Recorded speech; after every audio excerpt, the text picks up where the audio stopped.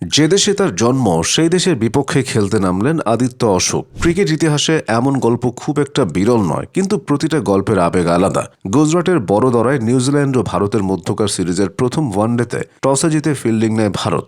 টসের সময় নিউজিল্যান্ড অধিনায়ক Michael Bracewell নিশ্চিত করেন একাদশে আছেন তরুণ লেগ স্পিনার আদিত্য অশোক।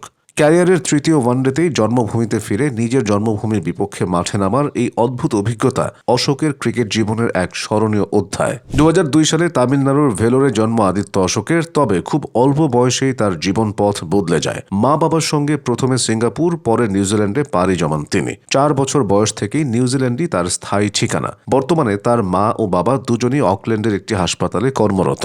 ভারতের শিকড় থাকলেও ক্রিকেটীয় শৈশব কৈশোর পুরোটাই কেটেছে নিউজিল্যান্ডের পরিবেশে। ক্রিকেটে তার পথ চলা শুরু হয় অকল্যান্ডের ক্রিকেট একাডেমিতে। সেখানেই স্পিন বোলিংয়ে নিজের দক্ষতা গড়ে তুলতে থাকেন অশোক। 2020 সালে অনূর্ধ্ব-19 বিশ্বকাপে নিউজিল্যান্ডের জার্সিতে খেলে প্রথমবার বড় মঞ্চে নজর কাড়েন তিনি। এরপর ধাপে ধাপে এগোতে থাকেন ঘরোয়া ক্রিকেটে। 2021-22 মৌসুমে নিউজিল্যান্ডের ঘরোয়া টি-20 টুর্নামেন্ট সুপার স্ম্যাশে অকল্যান্ড এসএসের হয়ে তার অভিষেক। খুব দ্রুতই লিস্ট এ ক্রিকেটেও জায়গা করে নেন। তবে অশোকের সামর্থ্যের সবচেয়ে বড় প্রমাণ পাওয়া যায় 2022-23 মৌসুমের প্লাঙ্কেট শিল্ডে। সেন্ট্রাল ডিস্ট্রিক্টের বিপক্ষে এক ম্যাচে 106 রানে 5 উইকেট নিয়ে নির্বাচকদের নজর কাড়েন। ওই স্পেলে স্পষ্ট হয়ে ওঠে এই লেগ স্পিনারের মধ্যে আলাদা কিছু আছে।